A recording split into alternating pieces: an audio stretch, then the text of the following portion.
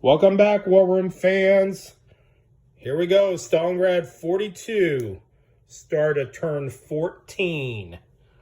So, I've been recalled to East Prussia. I have to stand tall before the man. Hitler is sitting there in the office waiting for me with OKH and wondering what the hell is going on. And he wants a situation report. So, here's the situation report. Our infantry is lagging behind a little bit here, although we got some up there early. And we're going to try to push them into the outskirts of Stalingrad here in the next turn or two. We've got to get up right on the gates of Stalingrad. Okay? We need to bust out of here. We finally broke them. The Russians are in full retreat, basically. Moving away. We're obviously moving down here. Now, here's the situation as it stands. We have 13 victory points. If in this turn, let me get it down here, 9. How many do I have to take, Bryce, this turn to win auto? Got to be +6. I have to be +6. So if I can take 3 victory points at the end of my turn, I win. It's not going to happen. Because here's 1 and here's 2. There's my 3 victory points. But notice how it goes up here to 10. Oops. To 10. So I have to take 4. If I can find 4 victory points. So Germany is in bonsai mode. We need to find these victory points in the next like 3-4 turns. We just got to send it. I mean, full out send. And it's all down here. This is where the game's going to be won or lost. Okay?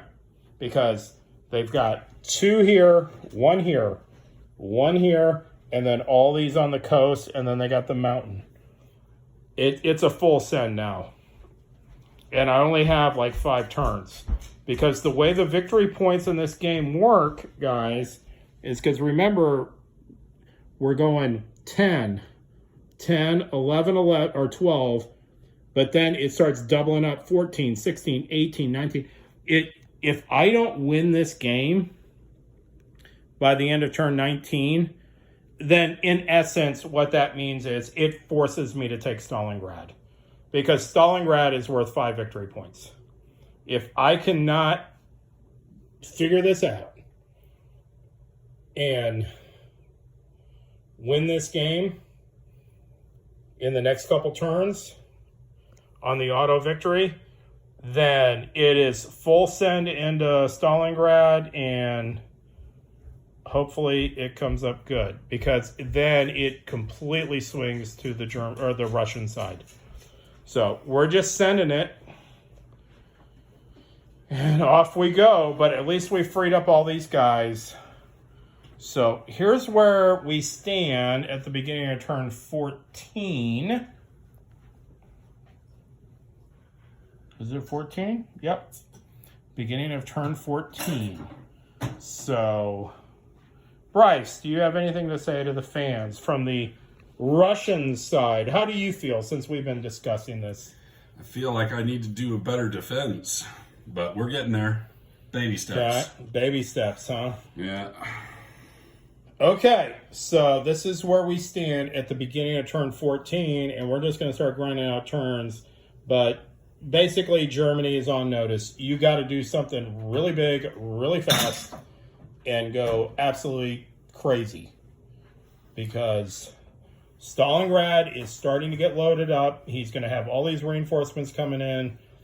This is where Germany is going to win the war. Down here. And Stalingrad's the backup plan, basically. But this is how it's going to go. So I'm going to be back after turn 14 for Germany. I can't even get units there. Okay, guys, we're at the end of Germany's 14th turn. And Bryce is just looking at the map. So we pushed in right up next to Stalingrad now. The Italians are coming up here. Okay, you need to finish your Got turn. that. Yeah, I'll finish my turn. But Bryce is trying to figure out. I mean, we're at the point where he has to take a point. There's a victory point here. And there's one over there. But he's trying to figure it out. So we're going to finish this up and see what happens. Disruptions and retreats. Okay, we're back after the turn 14.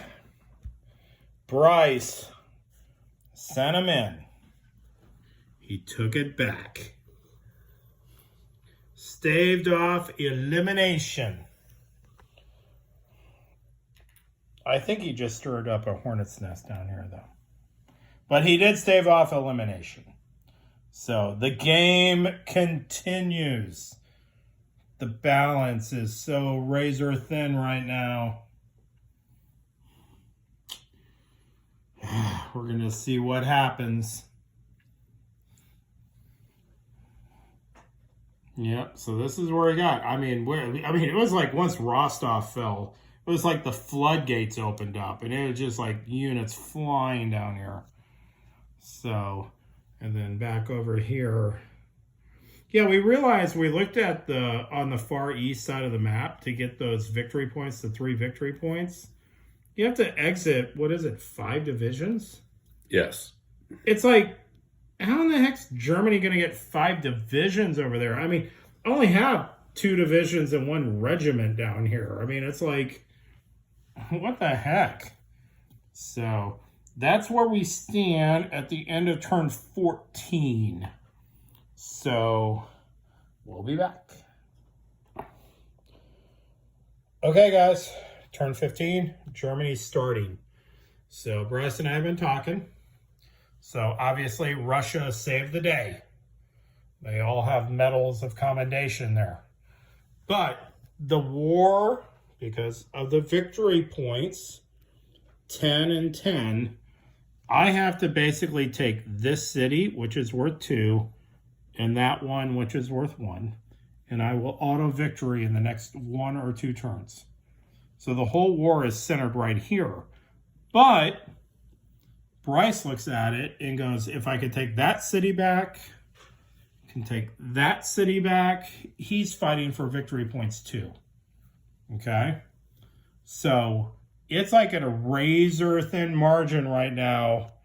And we're going to see what's going to happen. I mean, the tension is rising. I mean, it literally is coming down to 1-2 turns. How does this play out? So we'll see what happens. Okay, guys, we're at the end of turn 15. And the Russians have staved off auto defeat by, I didn't garrison that town, and then he launched a attack up here, which took that victory point. And things happened, and he took it, even though I had air support. So there's where we go. So we're going into turn 16. I have to take 3 victory points to do auto victory. So I guess we're going to see how it goes. I mean, this front up here is just static. No one really cares. It's all about Stalingrad. And it's all about down here.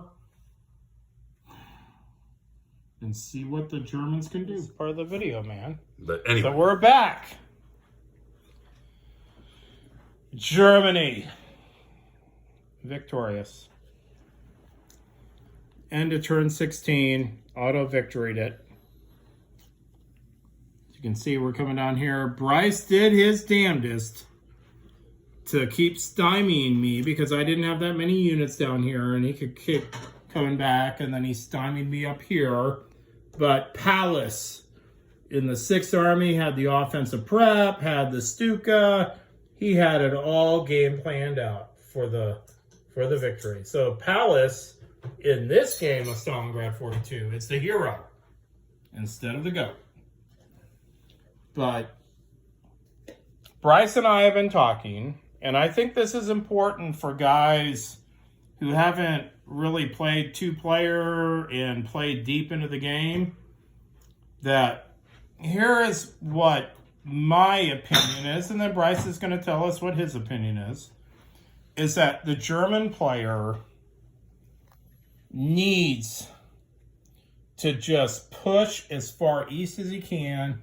I mean, I penetrated all the way down here with armor units, taking some of these victory point cities, just pressuring them.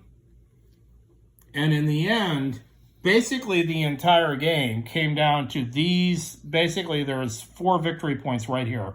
And the entire game came down to that. The entire war was basically fought up here. Yes, this is exciting. Don't get me wrong. But the game is won down here. This specific game.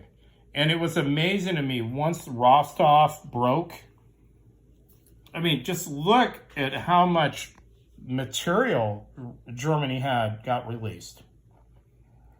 So, I don't know. That's just this game. Every game is different. But that's how it went. You know, like we came north of the Don to try to just stymie these reinforcements coming in. But, you know, Russia's, you know, that Stalingrad thing is really gnarly. And it would take multiple turns for Germany to sort it out if they could. So, this is how it ended up for Germany, but we did get the auto victory. So, Bryce, what do you think? When we were talking, give the people the insight that you believe they need to know from Russia's perspective. So we've played this game, I think this is our 4th or 5th game. This is the 4th game. This is probably the first time we've actually more or less played with all the rules correctly. That is true. I will admit that. So what I would say is one major mistake I made right off the bat was I had forgotten about the full retreat rule, where basically you become Teflon, and anytime the Germans get adjacent to a full retreating unit, it gets to move again. And I forgot about that at the very beginning of the game. So I feel like had I taken better advantage of that at the beginning of the game, I would have fared a little bit better. But now that we've played like a full game and we've been using the rules more or less correctly, I now have a better appreciation for the map, how things lay out. Like, for instance, how critical some of these roads can be for supply, how this rail is important to Russia early on in the game because it's the only way to rail units to the south. For a while until turn 11 gets a rail built over here. But also, I think I have a better understanding of what hexes are truly important versus what hexes you might as well just retreat out of. And so, I don't know. I think next time if I play the Russians, I think I could give Kevin a better run for his money. But I learned a lot this game, and I would just as a shout out to Mark Simonich. It's a ton of fun. The game is awesome. I love it. Even though I got my butt kicked, I still love this game. It's really fun. I wouldn't say butt kicked. Well, I mean, I lost in turn. Well, I don't know, what is that? 16 or whatever in a 36 turn game. Well, potentially 36 turn game. Because one of the things as a German player, when I came over here, guys, I really thought I was really far from victory. And then that it was just going to be a slogfest and I was just going to hope for the draw. But then when Bryce and I were talking about these victory points, basically Germany they have until like turn 20 to win this game. Well, to auto win. To auto win. But if they don't, then it turns into the way the victory point counter works. Then they have to make the big push on Stalingrad, because that's where all the big victory points are.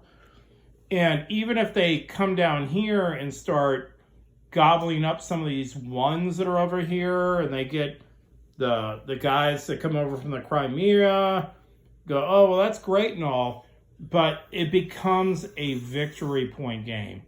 And that's, to me, it was interesting that when I came over here and Bryce and I were doing our discussion, we realized the whole game was basically these 3 cities down here. That was the whole game. And we fought for it for 3 turns. I mean, Bryce fended me off, did the best he could. But at the end of the day, I just had too much material down here. So, I guess it also comes down to Rostov. I mean, how much do you want to defend it? Now, do you think because remember at the end of like turn 9 or when we had the video, you finally just said, we're abandoning it. Do you abandon it early, you think? Well, so because then that way you can get more guys south. It goes down. It goes back to me failing to take really good advantage of the full retreat rules in turn 1, 2, 3, 4. I could have gotten a lot more units off of the front line to beginning. Okay, some of you guys, you need to cringe. Close your eyes, because I'm going to show you Bryce's kill pile. Because some of you have pointed out you don't appreciate how we don't appreciate our counters. That's his kill pile. For a game that you only lose like 1 step at the end of a counter, he's got a ton of units. I mean, that's literally 50% of the Russian army is sitting there in that pile. I could have saved a lot of those units had I taken better advantage of the full retreat. And then I come over here, and let's look at the German kill pile. Those were the guys doing desperate defenses in these victory point cities at the end of the game. So I lost, what is that? 2 Yeg Panzer units, a regiment Panzer, and a cavalry. That's not even a division. No. What is an X? That's a battalion. That's all the Germans lost. And the other thing that happened in this game, because all you veterans of the game know on turn 10 is the dreaded you lose all your guys. Well, I had them all set up, so I got 3 armor-free replacements. My armor, I mean, my armor units were solid. I mean, some of them had taken a little damage, but nothing crazy. Yeah, we won't talk about dice rolling. Yes, no, there was some dice rolling. As Bryce pointed out, and I will acknowledge this, we were in turn 16. You average out how many dice roll I had, and we'll say it's 3. It's like, we'll just say I rolled the dice 40 times, and maybe on an infantry combat, every once in a while I'd roll an X. But on the major combats where my armor were involved, I never rolled an EX, anything X. So he never got the opportunity to damage my armor. So yes, I had dice luck. And, keep them going. So this is how the game ends. I thought it was a really fun game.